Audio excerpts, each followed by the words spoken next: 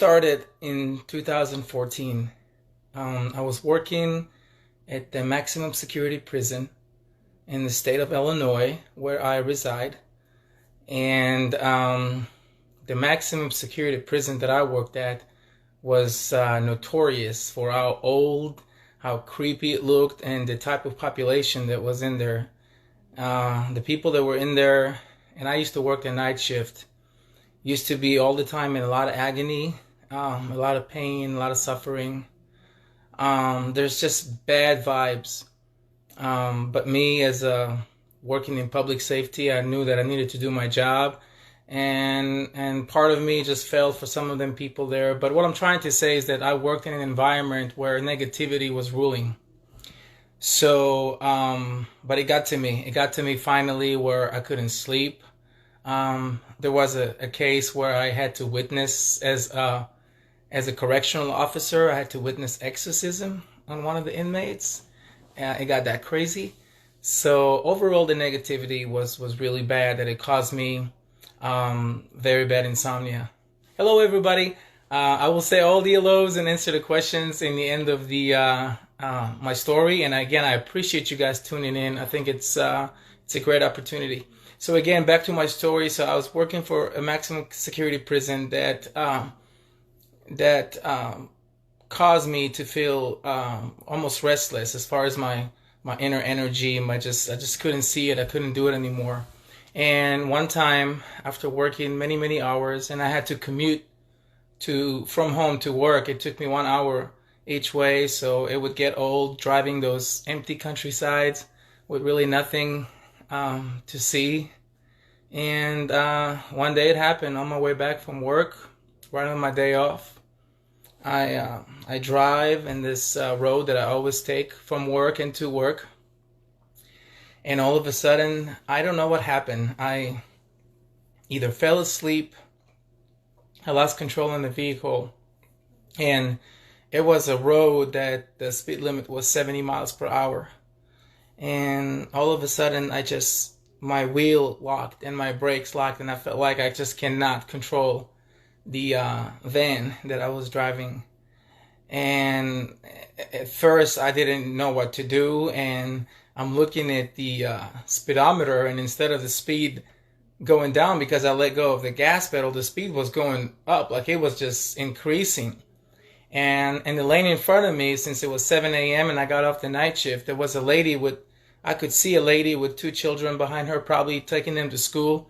So I told myself, no matter what, not today, you're not going to hit anyone while you cannot control your car. So with any strength that I had, I pulled the steering wheel to the right. And then at 80 miles an hour, I hit a utility pole. And then according to the stories, I rolled over 5 times. And I have posted in this event, in an event page, the pictures from after my accident. But this is where things got really interesting.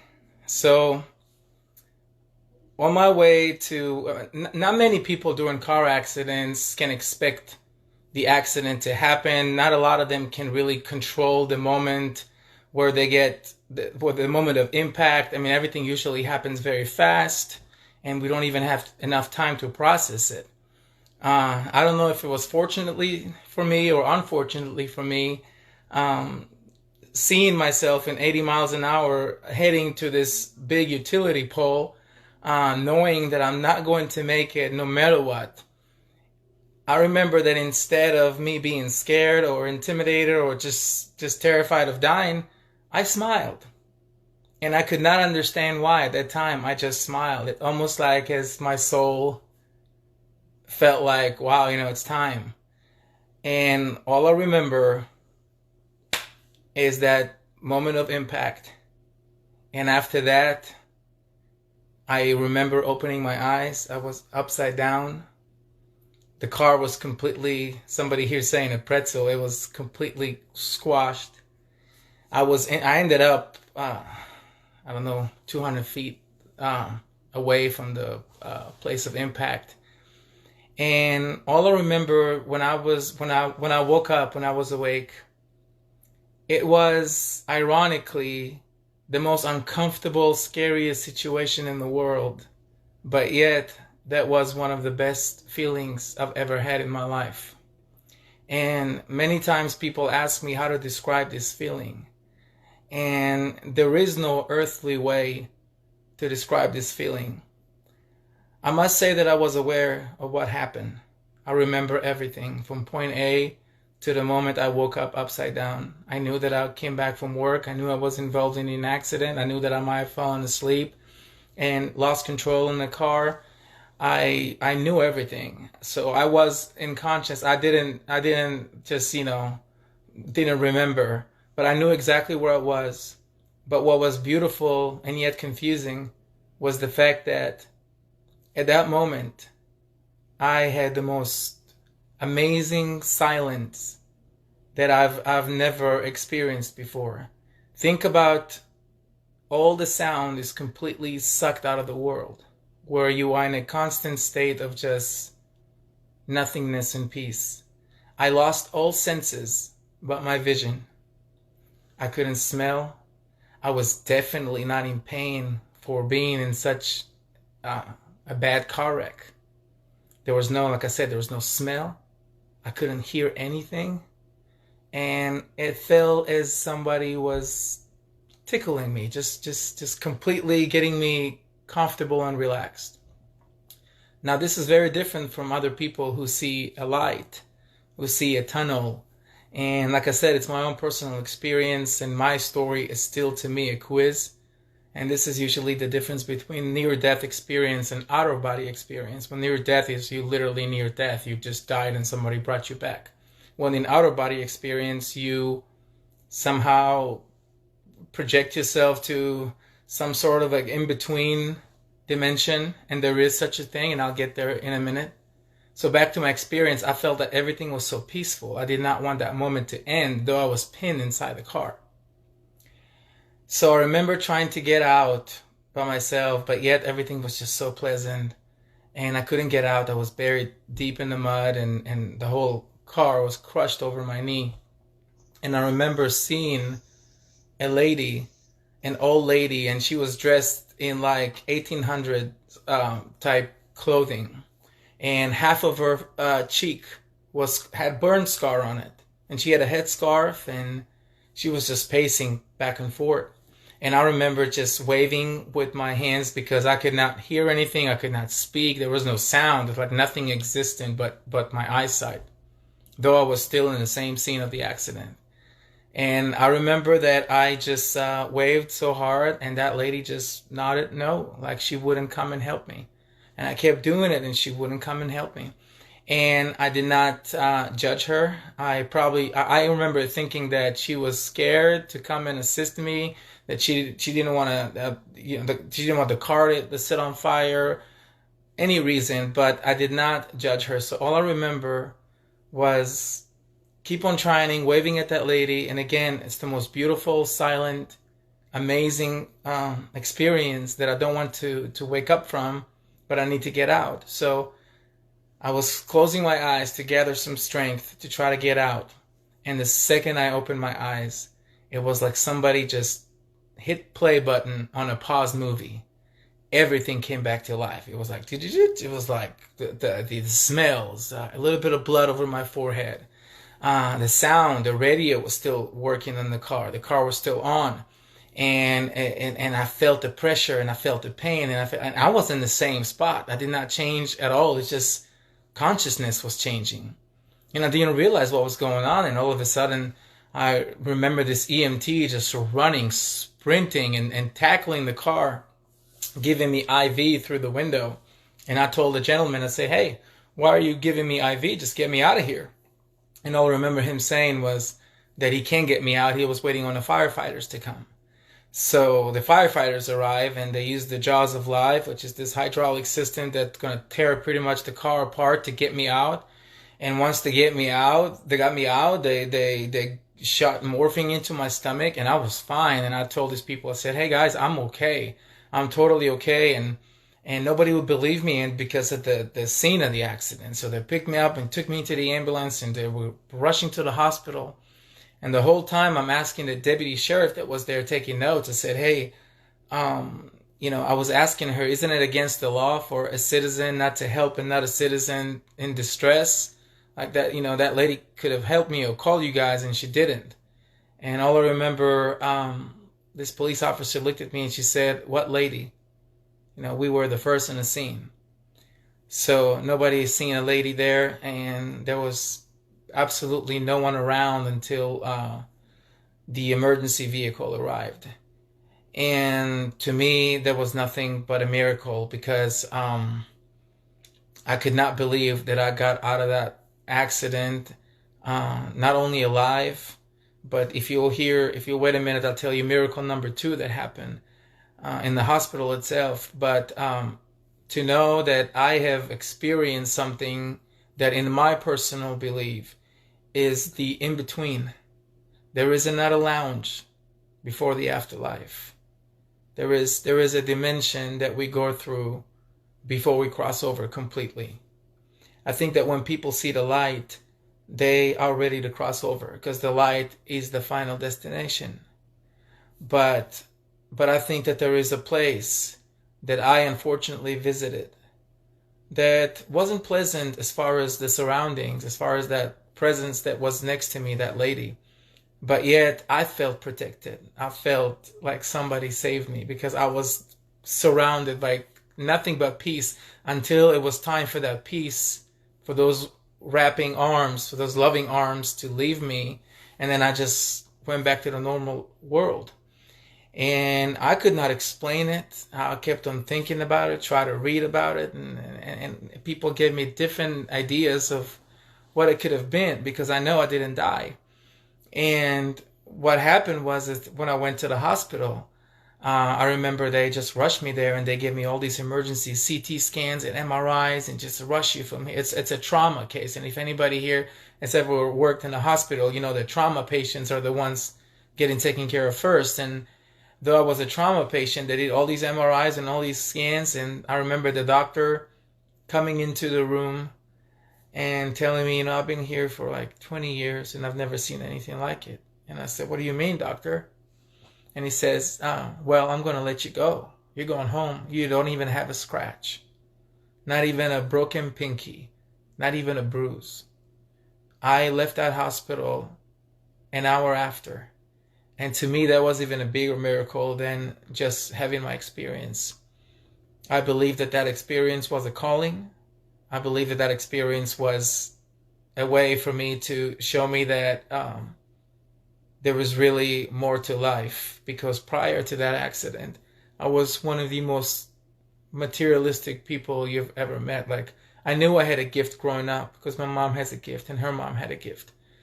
But at the same time, I also knew that I was a rebel when it came to faith. And when I said faith, I'm talking about the spiritual world. All faiths, all people of faith believe that this life is not the end. And I'm one of them, and I'm here to tell you that anybody who has ever lost their loved ones, and I do a lot of readings as a medium, but I don't, the way I do a reading is something that I don't control. Like, I can connect with an individual one-on-one in some random conversation, and all of a sudden I'll feel like their loved ones are talking to me. And then out of nowhere, I don't even know why I'm saying this, but I tell them that they have messages from their loved ones. Like, you can't manufacture connecting with the other side. It's usually the other side that's connecting you, and a medium is the middleman. I feed off that person's souls, usually widows or people who had lost their loved ones recently.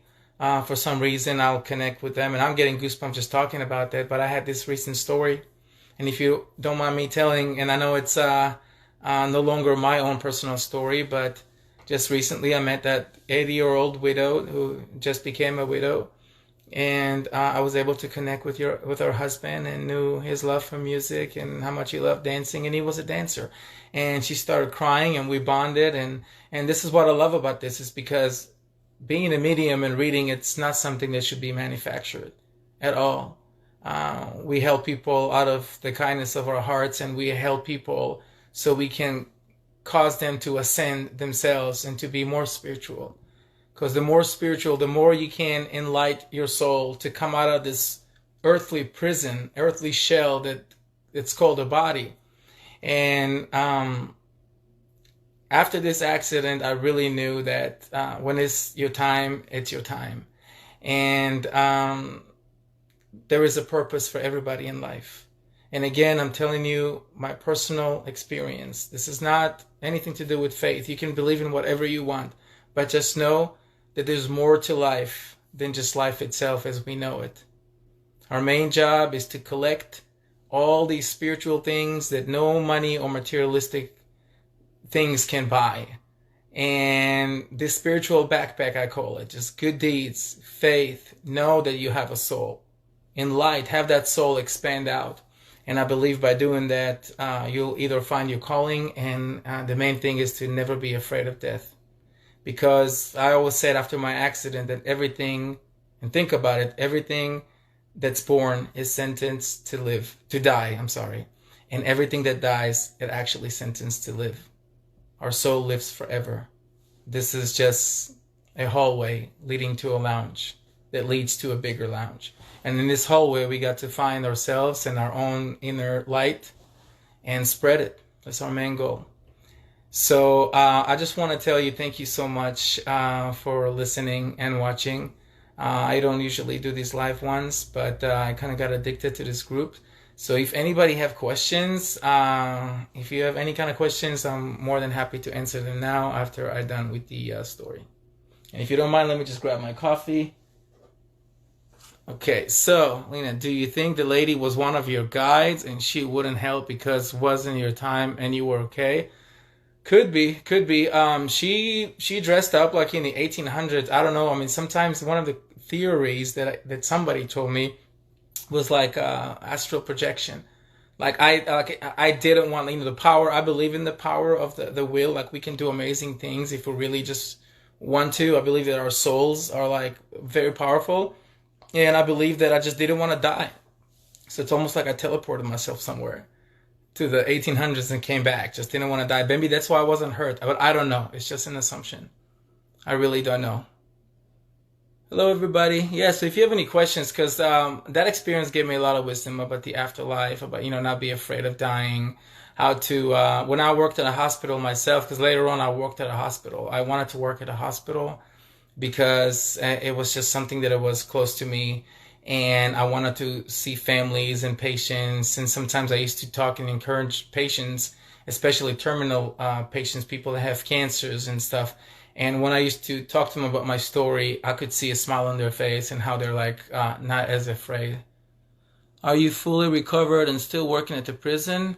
No, well, I was never hurt, but I no longer work at the prison. I completely changed. I changed those energies.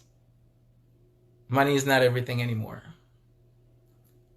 My wife died from 2008 after 7. Oh, wow.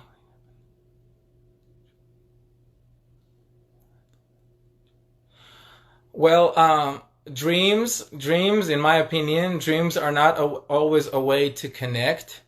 We have to understand that your wife, after 57 years of marriage, is something that's very, very hard to digest. But just pray, know, and think about her in your heart. Think about you guys' memories. And this is one of the best way to connect is telepathically, is really to just leave those moments and know that she's in a better place waiting for you. 57 years, she's waiting for you. She's probably not connecting with you because there's nothing to connect about. Connecting is always when there's a message to relay. My parents passed away within the last 4 years. I'm hoping my parents are together. I'll tell you something. Don't hope. No. We are all going to a better place. How do you know you're a medium? Okay, so let me tell you something about this, Tara. Jenny, it's a good question. I don't. People tell me that. I would talk to people that had their loved ones passed, and I'll tell them a lot of information that only they know or I knew about their loved ones. But again, it's not me. It's I'm like the middle person. Sure, this for the good. Yeah, it's only for the good. I don't do paid readings. Not right now. I don't think that I think readings is something very personal. When you try to get somebody to connect with something very powerful, like a loved one that is no longer with us, I mean, this is something very deep, very emotional. And when you get money involved and price, and you don't put a price tag on that. I mean, not right now. I mean, not maybe in the future when I'm better than that. But yeah, I'm a medium because I was told I'm a medium. What do you think you were shown? The dark place? Perhaps the lady was someone you knew and loved you in earlier lives. I don't know. I really don't know. I think I was shown the dark place because of the dark perception that I had before. I was really a different person. It's not that like I didn't believe in God or wasn't spiritual, but I didn't care for that. I was just enjoying the materials, just enjoying this world, thinking I'm going to live forever. And I think maybe it was a wake-up call. Like I was sent to the principal's office or something. Do you have to be in a certain situation to connect with someone? Do you see anything with me? Exactly. So here's the thing. When I read somebody, I don't necessarily have to hold an object or anything like that, but the face-to-face interaction is really important. Hearing the voice is important. And then if it's like an electrical circuit, if everything aligns, if everything works out, then yeah, then I'll have those. I get into this trance when I'm like just like I can't breathe, and then all of a sudden I see images. I see just flashes of that person who died, who I don't even know, and then I tell the other person, and I was like, yeah, this is it. But all I can tell you guys is that when we die, we go to a good place. So everybody who lost somebody here, please hear me out. They're not lost. We are the one who are lost. Okay, we are the one, and again, my opinion only. We are the one who are dying. We're all dying right now. Those who passed, they crossed over, they're alive forever, waiting for us. Your beautiful granddaughter passed of cancer when she was 16. Miss her so much. I woke up, looked at my phone.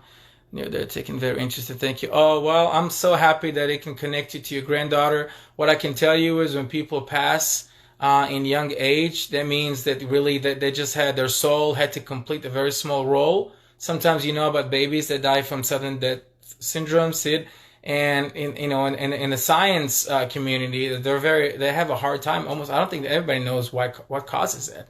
When you talk to spirituality speaking, it's a lot of souls that have to do corrections, reincarnations, just for a purpose. We never know the purpose. It can be something like to grow up, to just say I'm sorry to somebody you hurt in past life. Who knows? But everything happens for a reason. I mean, there's synchronicities. I mean, there's nothing that just randomly, happens. So, I mean, this is really when it comes to reading and mediumship and all this stuff. But I will share with you a little clue. Okay, this is another question. Have you ever seen it? Have you ever seen it happen when your loved one is terminally ill but undiagnosed? That you start waking up aggressively more often with doorbell ringing and you answer the door. And no one is. Can't read all that. Let's see.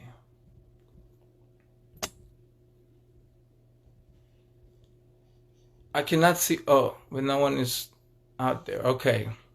So let me read it again. It's an interesting question. Have you ever seen it happen when your loved one is terminally ill, but undiagnosed, and you start waking up? Okay. I got you. Yeah, of course we feel. Sometimes I've heard stories of people that passed away and then 30 days prior they knew that they're passing away within 30 days. It's crazy how our souls know everything. Like we have to understand there's many proofs that there's life after death, because obviously there's a proof that there's life prior to death, to life. For example, when babies are born, when they're in the stomach, when a baby's born, he's 1 day old. Nobody's saying that baby is 9 months and 1 day old, though the baby is alive. But it's just a different state of consciousness.